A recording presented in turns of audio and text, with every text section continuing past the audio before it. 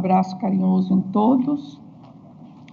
Dou por iniciada esta sessão, submetendo a apreciação da ata da sessão ordinária do egrégio órgão especial em matéria judicial, ata número 4/2023.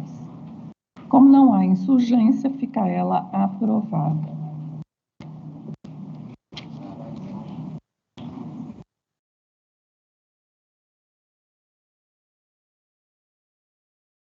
O número 6 da pauta, direta de inconstitucionalidade 10.23.590, em que é requerente a associação dos auditores e controladores internos do município, por ausência justificada do relator. Será retirado de pauta a pedido da relatora, desembargadora Maria Herotides Knaip, o número 11 da pauta, agravo regimental 9532-53 de 2016, em que é agravante Banco Toyota do Brasil e agravado Eduardo Ernesto Duarte Sanches.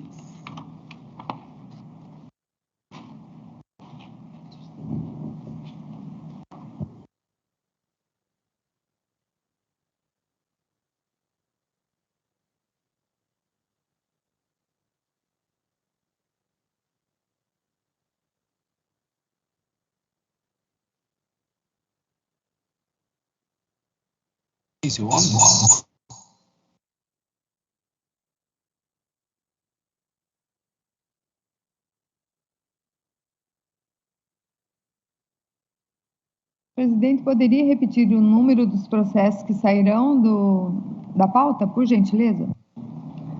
Adiado o número 6, retirado o número 11. Chama a julgamento o número 3 da pauta, por haver pedido de preferência, agravo regimental 101.7610-2015/2022, em que é agravante a OVEPAR, e sou a relatora, assim como o número 4 também. Esses dois agravos regimentais estão com vistas para o desembargador Rubens. No entanto, ele já manifestou nos autos o seu impedimento. Então, ele já não está 3 e 4. E aí passa a ser o próximo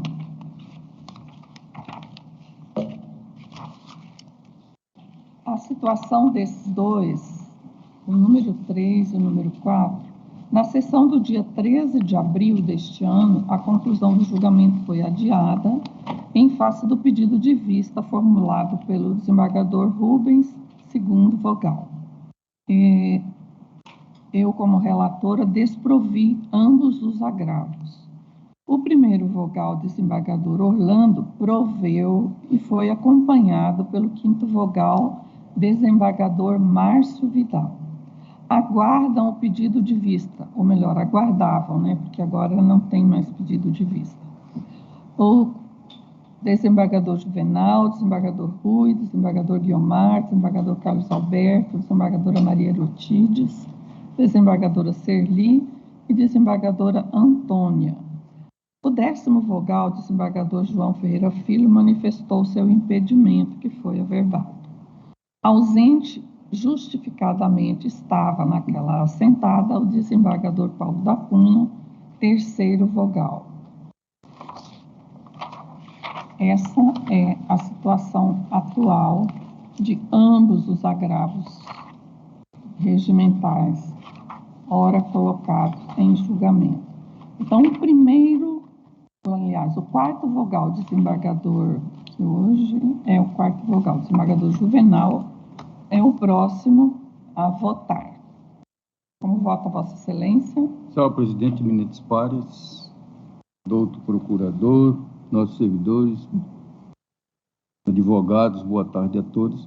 Neste caso, aqui, Excelência, eu estou a acompanhar o entendimento de Vossa Excelência e, como bem destacou, né, pedindo vênia à divergência, até porque não há uma demonstração na alteração do que fora decidido de dano irreparável ou de difícil reparação.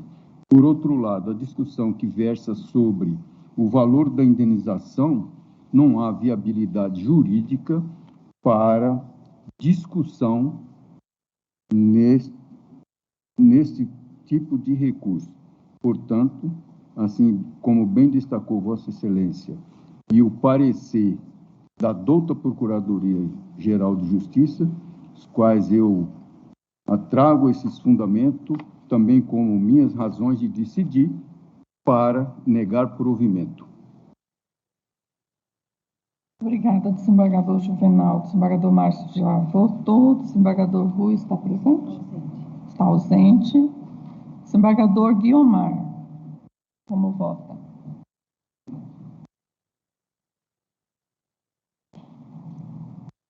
Senhor presidente. É só no botãozinho aqui interno. Senhor presidente, eu vou pedir vênia, mas vou acompanhar a divergência aberta pelo voto do desembargador Orlando Perry. Ok. Desembargador Carlos Alberto também não está. Desembargadora Maria Erotides.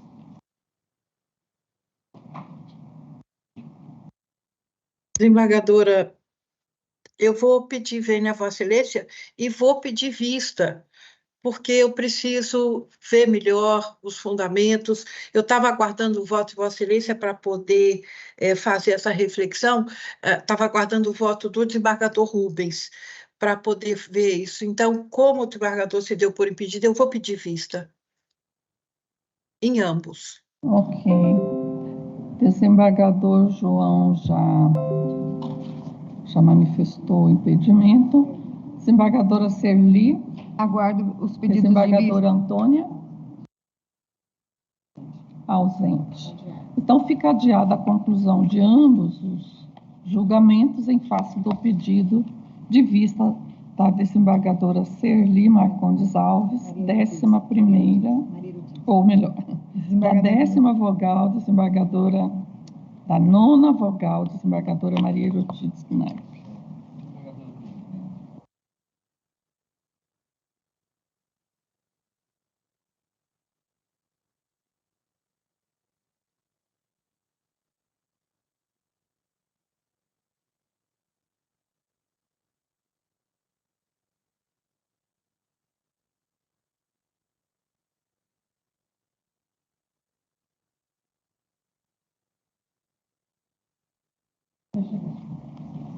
O número 1 da pauta, mandado de segurança 101-0277, vou passar a presidência à nobre vice-presidente do tribunal, em face de ser a autoridade impetrada neste mandando. Já passou para ela a papeleta? Boa tarde a todos. Passou sim, desembargadora. Minha única indagação é que estão aguardando o voto vista o desembargador Paulo da Cunha, o desembargador Rui e o desembargador Carlos. Eu indago de Vossa Excelência se ainda assim nós devemos escolher o voto do desembargador Guiomar, que pediu vista. Os demais colegas que aguardam não estão presentes. Temos quórum. Pois não, então... Aqui está averbado o pedido de vista apenas do desembargador Guiomar. Sim, desembargador, só que estão aguardando o pedido de vista do desembargador Guiomar, o desembargador Paulo da Cunha, o desembargador Rui e o desembargador Carlos Alberto. E eles não estão. Cunha está presente. E com o voto deles já é quórum suficiente. Então tá bom. Obrigada, desembargadora. Então, tem a palavra o desembargador Guiomar, que pediu vista, desembargador relator, desembargador Orlando concedeu a segurança, desembargador Orlando foi acompanhado do desembargador Márcio Vidal, de mim, do desembargador João, da desembargadora Maria Aparecida e da desembargadora Antônia. O desembargador Rubens pediu vista, indeferiu a segurança e foi acompanhado pelo desembargador Juvenal. O desembargador Guiomar pediu vista e estão aguardando o desembargador Paulo da Cunha, o desembargador Rui Ramos, o desembargador Carlos Alberto. Com a palavra, então, o desembargador Guiomar. Eminentes pares, eu pedi vista por conta exatamente da divergência que se travou em torno da pretensão deduzida pelo impetrante aqui, que é Érico Leandro, que pretende ser nomeado para o cargo de analista judiciário da comarca de Juína. E a dúvida que tive foi exatamente porque a hipótese aqui versa sobre a nomeação de candidatos classificados fora do número de vaga do concurso e, sobretudo, por conta da existência do tema 784 do STJ, que trata dessa matéria, bem assim, de um acordo desse órgão especial sobre essa matéria. Então, a minha preocupação era exatamente se essa situação era similar a essas hipóteses contempladas no 784 do tema ou daquela do órgão especial. No exame que fiz, eminentes pares, eu chego à conclusão que há aqui como fazer quase que um distinction em relação aos casos precedentes relativos ao tema e ao julgado do órgão especial. O que acontece é que a nomeação, além dos aprovados, foi verificada até o número 8º e que não foi aceita a nomeação. A próxima nomeação seria o 9º aprovado, que por sua vez é o primeiro o primeiro colocado na classe das necessidades especiais. Então, a discussão que trava é exatamente por conta da conveniência orçamentária ou conveniência e oportunidade dessa necessidade dessa nomeação. Eu pude observar que, com relação à questão orçamentária, não há, diríamos assim, sustentação para dizer que isso teria influência, mesmo porque foi chamado o 8º da pauta. Então, significa dizer que há orçamento para tanto. Quanto à conveniência, não só pelo chamamento do 8º, mas também porque o próprio juiz da comarca pediu a nomeação deste analista. Enfim, parece que os argumentos aqui são diferentes daqueles postos no tema 784, balizado pelo STF. De modo que eu estou com essas considerações, vendo esse distingue, concedendo a segurança, porque as razões aqui expostas autorizam fazer essa distinção. É como voto. Acompanhando, portanto, aqueles que entendem que nessas situações há esse distinction.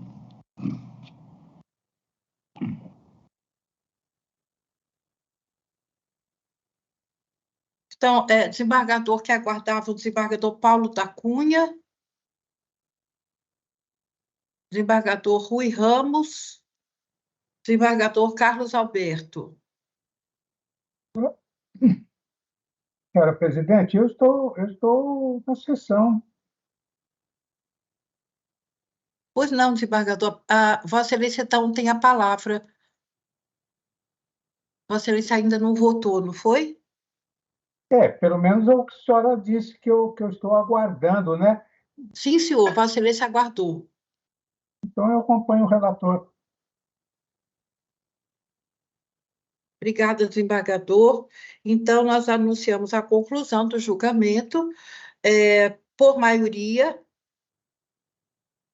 concedeu a segurança nos termos do voto do relator, que foi acompanhado pelo 2º, 4º, 6º, 8º, 9º, 10º e 11º vogais.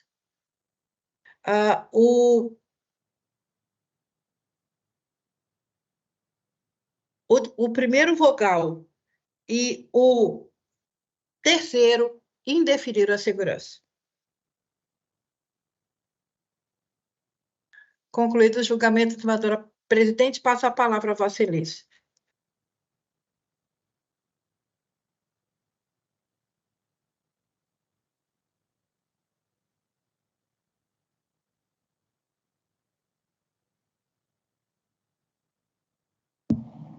chama a julgamento o número 2 da pauta. Obrigada, desembargadora Maria Erotides. Chama a julgamento a direto de inconstitucionalidade pautado sob o número 2, requerente Procurador-Geral de Justiça do Estado de Mato Grosso, requerido Estado de Mato Grosso, Tribunal de Contas e outros. O relator é o desembargador Marcos Machado, que está em férias. Mas o desembargador Rubens, que tem vista dos autos, está presente e deseja votar. É isso, desembargador? Se for possível, presidente, eu voto já. Nós temos quórum. O julgamento foi adiado, a conclusão do julgamento em face da ausência justificada do desembargador Rubens, que tem vista dos autos. E esse julgamento, ele começou no dia 9 de fevereiro. O relator julgou parcialmente procedente o pedido formulado na ação, foi acompanhado pela desembargadora Antônia, pelo desembargador Orlando e desembargador João Ferreira. Aguardam o pedido de vista do desembargador Paulo da Cunha, desembargador Márcio Vidal, desembargador Guiomar, eu e desembargadora Maria Erotides. Estavam ausentes justificadamente os desembargadores Juvenal e Rui Ramos. Então, com a palavra, o desembargador Vistor Rubens de Oliveira Santos Filho. Eminentes pares, eu vou resumir o voto só para dizer o seguinte. Sua Excelência, o relator proferiu o seu voto e a única divergência, que não é nem divergência, é um fato, digamos, novo, é que estou acompanhando o voto do relator nos seguintes aspectos. Pela inconstitucionalidade do artigo 95, parágrafo único da Lei Orgânica, que prevê as mesmas garantias, prerrogativas de impedimento, subsídios e vantagens do titular do cargo quando auditores estiverem substituindo o conselheiro, assim como na parte que concede o mesmo tratamento remuneratório na magistratura. Pela inconstitucionalidade do artigo 51 da mesma Lei Orgânica 269/2007, que autoriza o controle de constitucionalidade pelo TCE, por meio de incidente na atividade de controle externo dos atos e fatos administrativos a eles submetidos, ante a usurpação de competência específica do Poder Judiciário. Pela constitucionalidade do TCE determinar em poder geral de cautela a indisponibilidade dos bens, diante do posicionamento consolidado do Supremo, no que se infere dos arestos colecionados no voto, Sua Excelência, o relator. Aí é só essa diferença. Já no tocante ao poder geral de cautela, no que concerne às outras medidas de urgência previstas no artigo 83, inciso 1, 3 e 4 da Lei 269/2007, reproduzidas no regimento interno, quanto ao afastamento temporário de servidores titulares de órgãos ou de entidades, sustação de atos administrativos ou de contratos administrativos, estou divergindo do relator para reconhecer a perda superveniente do objeto em razão da edição da Lei Complementar 752, de 19 de dezembro de 2022, que revogou expressamente o artigo 83 da lei anterior. 83 é que tratava dessas cautelares, que eu estou fazendo diferença.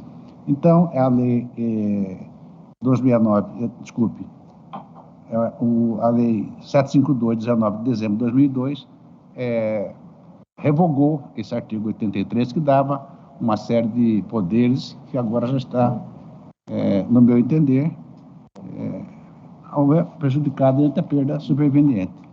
Assim, o voto é extenso, mas eu fiz esse resumo aqui e acho que dá para ficar claro. Como voto, senhora presidente? Então, na essência, não tem divergência, tecnicamente. É porque o desembargador Marcos aplicou a interpretação conforme nesse dispositivo, né? E eu estou dizendo, olha, não tem que aplicar porque a lei está revogada. Tem uma lei superior. Exatamente. Entendi. Nessa parte, né? Yeah. O resto eu acompanho. Como vota o quarto vogal, desembargador Paulo da Cunha. Eu acompanho o relator com as observações feitas, aliás, não é nem observação, né? É porque ele já julga prejudicado em razão da revogação, né, desembargador Rubens? Sim. Então, eu acompanho Vossa Excelência. Autor, fica assim, acompanho o desembargador Rubens. Perfeito. Desembargador Juvenal.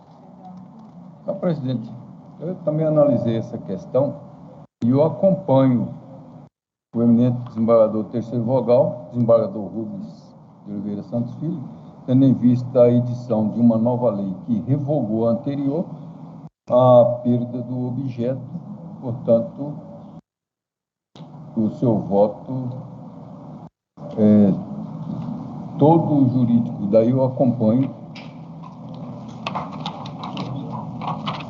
Obrigado, desembargador Márcio Vidal.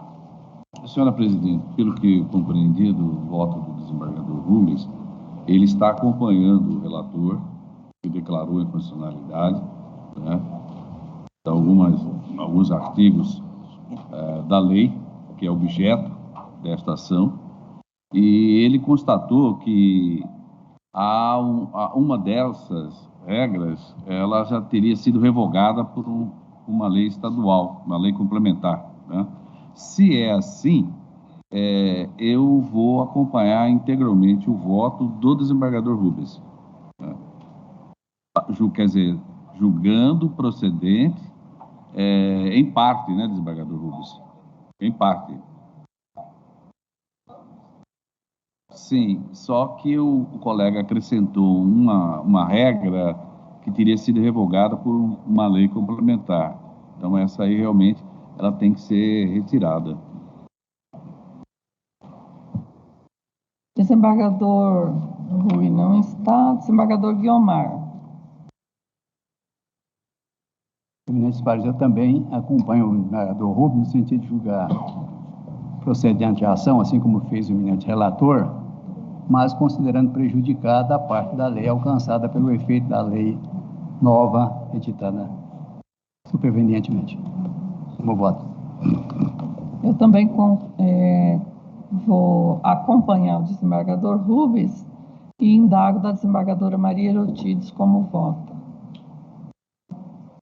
Da mesma forma, desembargador, acompanhando o desembargador Rubens, tendo em vista a revogação do artigo. Desembargador João Ferreira Filho. Já tinha votado, né? Não, eu mantenho o voto, eu voto com o relator.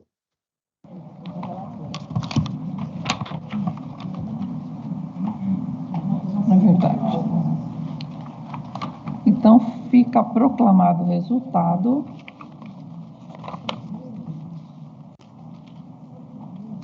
Parcialmente procedente o pedido formulado na ação.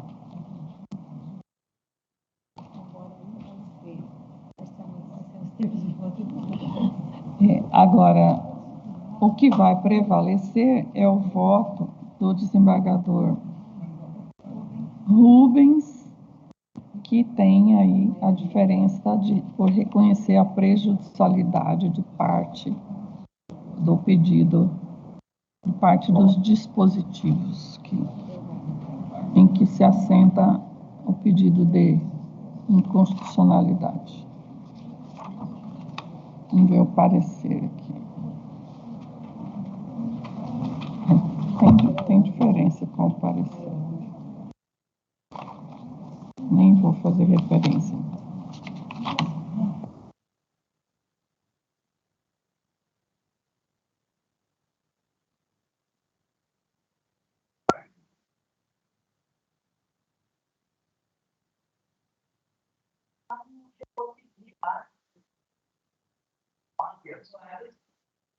Ele pediu. Tá bem? Sim. Falta mandado de segurança 101.0076. Também vou novamente passar a presidência à desembargadora Maria Erotides, que é da relatoria do desembargador Guiomar Teodoro Borges.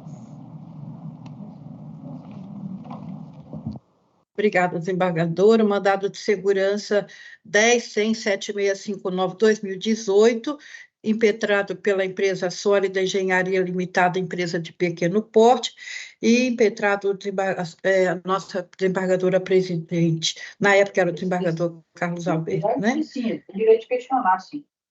Tem direito. Mas eu acho que dá para dizer que tem dilação probatória e que não é manifestamente legal, como ele fez. Vou pedir ao colega que está com o microfone aberto para fechar, por gentileza, e a palavra com o eminente relator, desembargador Guiomar.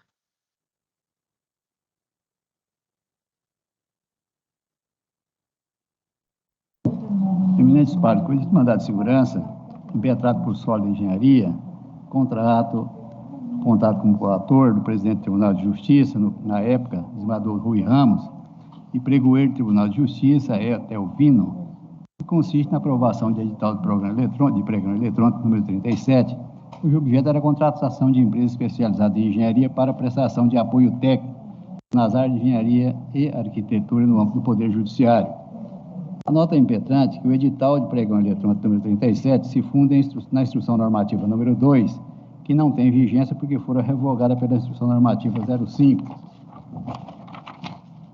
Assevera que houve alteração irregular do edital em contrariedade ao disposto no artigo 6º, inciso 1 e 2 e artigo 30, parágrafo 3º, ambos da Lei de Licitações. Alega ainda ausência de planilha, base de custo global por responsável técnico, o que afronta a resolução 114 do CNJ, bem como as leis 12.378 e 6.496, bem como a lei de licitações. A análise do pedido liminar foi de suspensão do certame, foi postergada para após as informações e parecer da Procuradoria.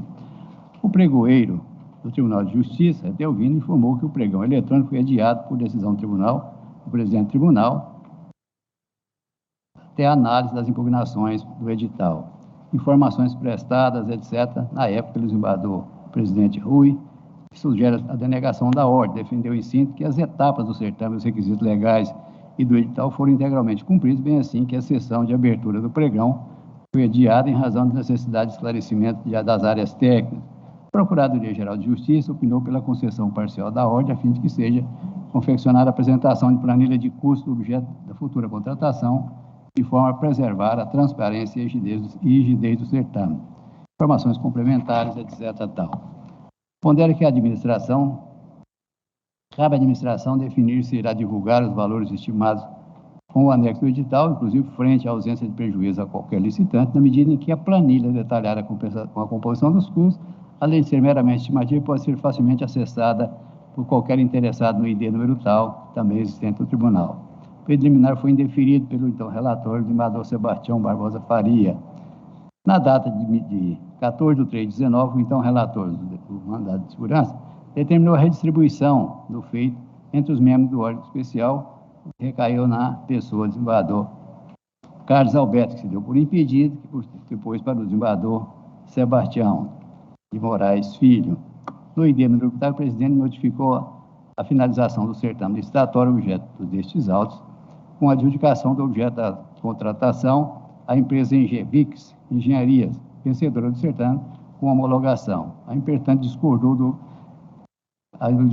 da perda do objeto postulado pela parte. Juntadas as informações do leiloeiro, pregoeiro, e na sessão do dia 12/9/19, por unanimidade, foram julgados prejudicado o presente mandado de segurança. Contra a referida acordo, a impetrante interpôs recurso de mandado de segurança, que foi provido pelo STJ para que fosse examinado o mérito da impetração. Em decisão de folhas, a presidente, a desembargadora Maria Helena, se declarou impedida. Na data de 21, o relator chamou o feito à ordem porque para a análise do mérito era necessário chamar a vencedora. O impetrante postulou a citação da referida empresa, que veio e apresentou impugnação dizendo que era caso de denegação da ordem. Em nova oportunidade, a Procuradoria ratificou seu parecer. O eminente relator, desembargador Sebastião de Moraes Filho, reconheceu sua incompetência para julgar o right, ocasião em que determinou a redistribuição do desembargador Carlos Alberto, por sua vez, reiterou o anterior edimento. foi suscitado conflito de competência. E nesse conflito de competência foi definido que a competência era do desembargador Sebastião. Por fim, o desembargador Sebastião agora, finalmente, mandou redistribuir esse feito que veio à minha relatoria. Então, esse é o relatório. Eu indago se há alguma sustentação oral. Não há. A controvérsia está em saber se, com razão, a impetrante Sólida Engenharia possui a concessão de segurança para determinar às autoridades coatoras a confecção de planilha base de custo global, assinada por responsável técnico, bem assim para afastar a decisão do pregoeiro de aceitar atestado de capacidade técnica.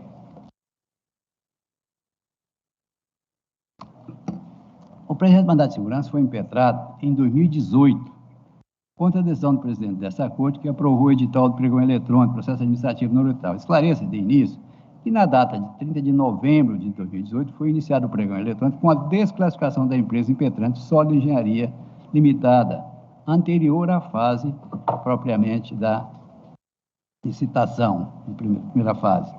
E lá ficou anotado o seguinte, diz lá no grupo 1, o pregoeiro: antes da disputa dos lances, onde haviam 10 propostas cadastradas, uma foi desclassificada, pois cotou o valor mensal em desacordo com o edital que era apresentada por valor de 20 meses.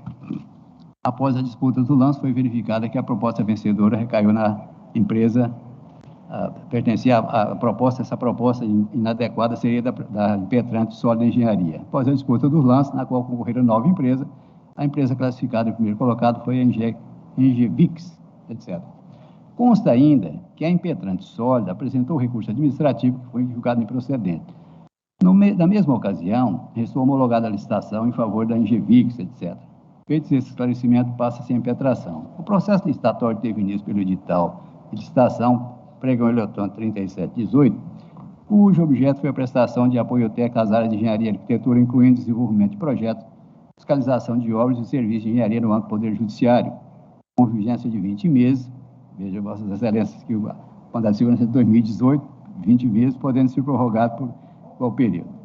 Do termo contratado, a homologação da licitação, o Judiciário terá o prazo de 5 anos a partir da contratação para a convocação do termo de assinatura. Tal. No que tange a suposta indevida inserção e revogação da instrução normativa número 2 do Ministério do Planejamento, Orçamento e Gestão, ante sua revogação, sem razão impetrante. Da análise do certame, em sua redação inicial, primeiro parágrafo, referida à instrução normativa revogada, não integrou a base do edital. E aqui eu cito aqui o que constou daquela normativa no edital. A bem da verdade, observe que a instrução normativa número 2 constou em pontos específicos do edital, mais precisamente nos itens 4 e 7, isto é, apenas como parâmetro e não como força normativa frente à ausência de paradigma nessa unidade da federação, ponderado nas informações prestadas pela autoridade contratuadora, o que não condiz com a aclamada ilegalidade. Além disso, referida à instrução normativa, disciplina a contratação de serviços continuados ou não por órgãos ou entidades integrados ao sistema de serviços gerais vinculado à presidência da República. A área federal. Vale frisar, por enquanto necessário, que tanto a instrução número 2 como a número 5 vincula apenas à administração federal. No que diz respeito à alteração de suposta irregularidade no edital, com retificação da parte final da planilha, também não tem razão imprestante, mesmo porque a alteração em nada altera os termos do edital. No comparativo citado aqui, que anota nos dois casos, bem assim que a errata publicada tratou de esclarecer que o atestado de capacidade técnica das licitantes não implicou em qualquer alteração da proposta de preço, ao revés, além de restar preservado o objeto do certame, conferiu aumento de competitividade, a fim de possibilitar à administração maior leque de escolha. Em conclusão, senhor eminentes pares, eu cheguei à conclusão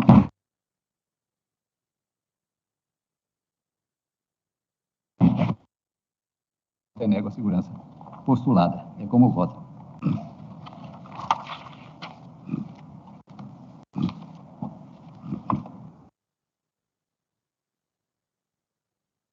Eu não tenho dúvida em acompanhar o eminente relator em definindo a segurança. Desembargador João Ferreira. Eu também sigo o relator. Obrigada, desembargadora Serli Marcondes Alves. Com o relator. Obrigada, desembargadora Antônia Sequeira Gonçalves. Desembargadora Orlando Perry, Com-relator. desembargador Rubens de Oliveira Santos Filho, De acordo com o relator. desembargador Paulo da Cunha, Com-relator. desembargador Juvenal Pereira da Silva, Acompanho o doutor relator. obrigada, desembargador Márcio Vidal, Acompanho o digno relator. desembargador Rui Ramos, anuncio o resultado do julgamento por unanimidade, concedeu a segurança nos termos do voto do relator. Desculpe, indeferiu a segurança nos termos do voto do relator. Indeferiu a segurança nos termos do voto do relator. Desembargadora presidente, eu devolvo a presidência a Vossa Excelência.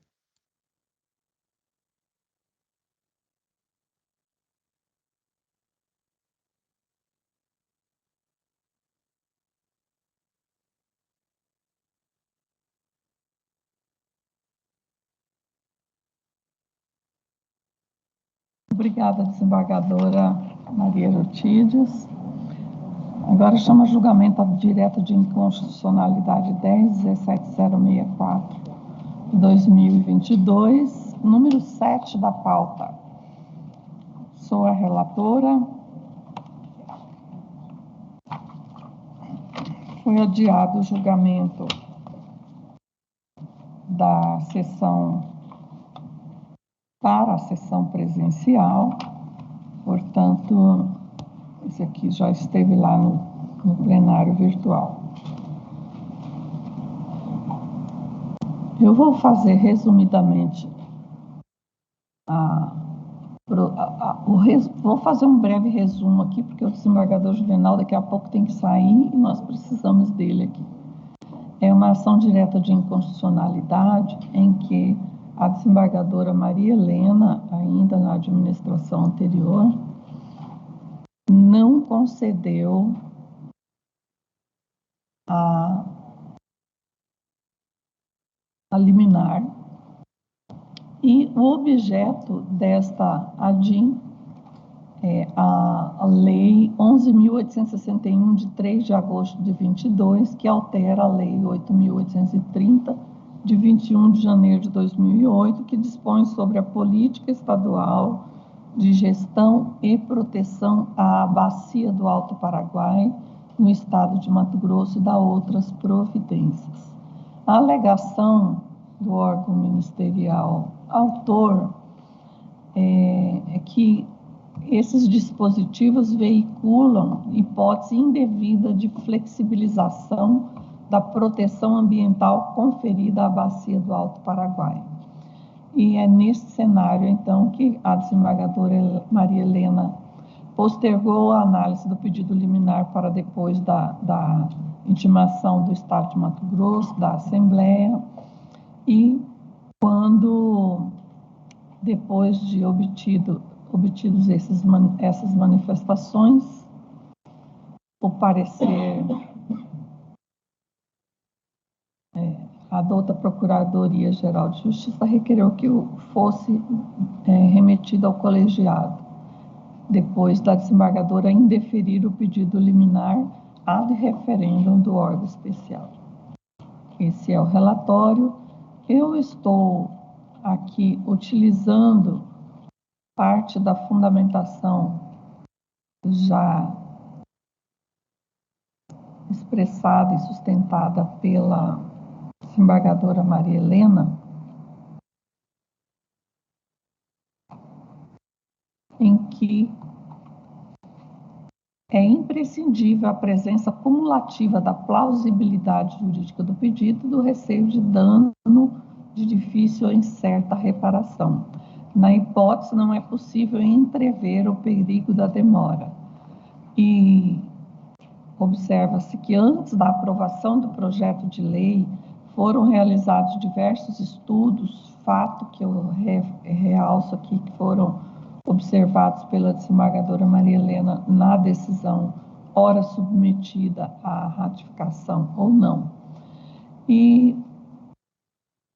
essas foram as justificativas para o indeferimento da medida liminar, considerando que, a priori, a lei aprovada foi guiada por conhecimento técnico e científico sobre o bioma, visando a compatibilização do manejo da vegetação nas áreas de campo com o exercício sustentável da pecuária extensiva e, em última análise, contribuir com a conservação do Pantanal. Inexiste razão jurídica para determinar de imediato a suspensão da norma ora impugnada. Com esse breve resumo, eu indago da desembargadora Maria Herotides se tem condições de votar ou se precisa de mais esclarecimentos. Não, desembargadora, acompanho inteiramente Vossa Excelência. Desembargador João Ferreira Filho. Inteiramente de acordo com Vossa Excelência. Desembargadora Serli. Vou pedir vista. Desembargador Orlando. Aguardo o pedido de vista. Desembargador Rubens. Aguardo. Desembargador Paulo da Cunha. Acompanho Vossa Excelência com todas as vênias o pedido de vista, podendo, se for o caso, modificá-lo. Mas, por enquanto, eu acompanho Vossa Excelência. Desembargador Juvenal. Aguardo o pedido de vista. Desembargador Márcio. Aguardo, senhor presidente. Desembargador Guiomar. Também aguardo. Adiada a conclusão do julgamento em face do pedido de vista formulado pela terceira vogal, desembargadora Serli Marcondes Alves.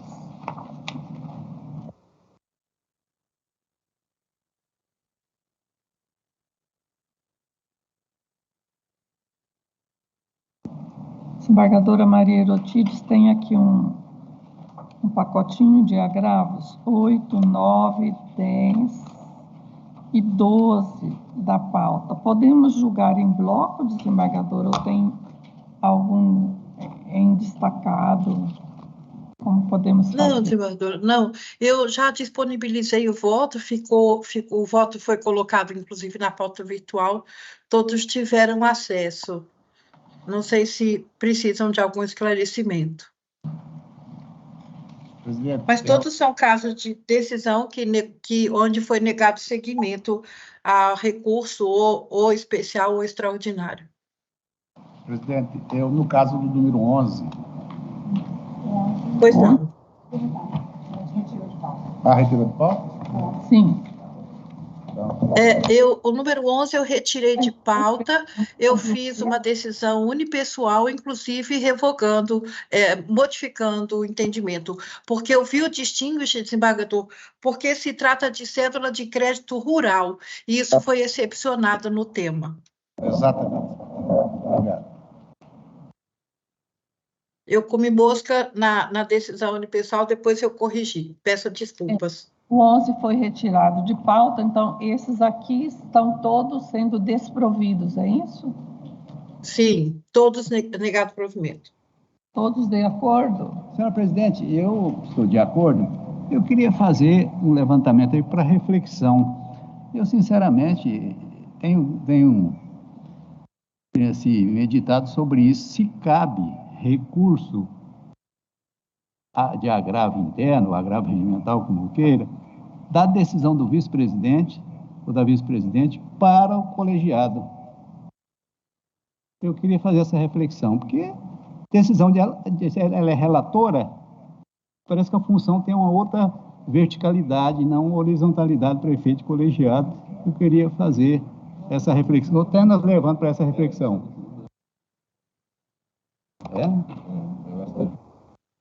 Eu só gostaria de discutir agora, desembargador. Vossa Excelência quer que eu vá ao seu gabinete? Só para efeito de reflexão, Vossa Excelência quer manifestar. Desembargadora Maria Herotides, com a palavra.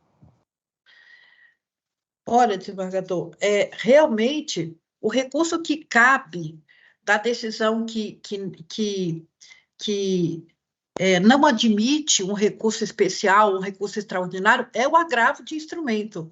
Mas, nesse caso, foi negado o segmento. Então, é justamente por isso. E aí vai seguir.